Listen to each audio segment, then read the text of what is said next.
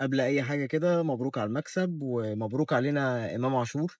يعني الراجل كل يوم عن يوم بيقول لا أنا جامد، ولا أنا أحسن مما كنت مع الزمالك وأحسن مما كنت في أي حتة.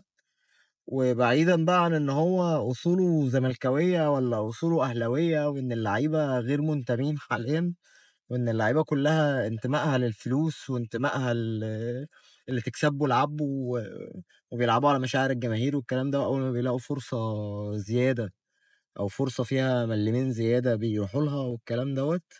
بس أنا شايف إن إمام عاشور يعني عامل اللي عليه وزيادة ومأدي كويس.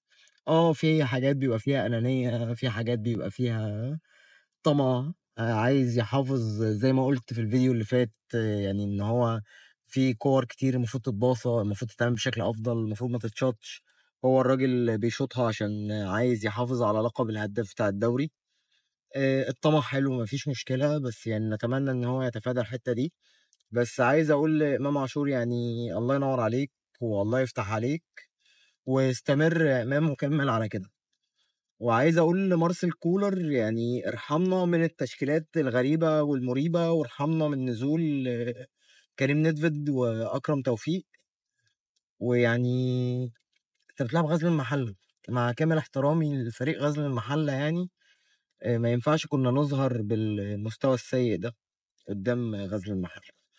برضو عايز أقول للشناوي قطعنا فيك كتير و وياما خسرتنا ماتشات وياما دخل فينا أجوان ما لهاش أي 30 لازمة بسببك، بس زي ما بننتقد لما بنشوف حاجة كويسة لازم بنتكلم عنها.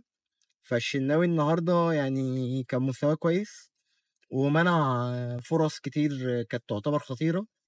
فاستمر، وأكيد أكيد أكيد احنا أو أنا كحد واحد من جمهور الأهلي عشان ما بقاش بعمم أو بتكلم بلسان حد، هبقى مبسوط إن أنا أشوف الشناوي كويس، وهابقى مبسوط لمّا أشوف مصطفى شوبير كويس، وهابقى مبسوط لمّا أشوف أي حد لابس تيشيرت النادي الأهلي كويس وعارف يحافظ على التيشيرت عارف يحافظ على النتايج بتاعة النادي. وأكيد نتمنى إن الأصلح هيكون دايمًا هو اللي بيلعب، وهو اللي واخد مكان، وهو اللي موجود في التشكيلة.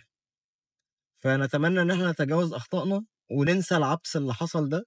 الفوز مهم والحمد لله على المكسب وكل حاجة، بس لأ في أخطاء في التشكيل وفي إهمال، والتكتيك يعني ماتش كان بارد وممل.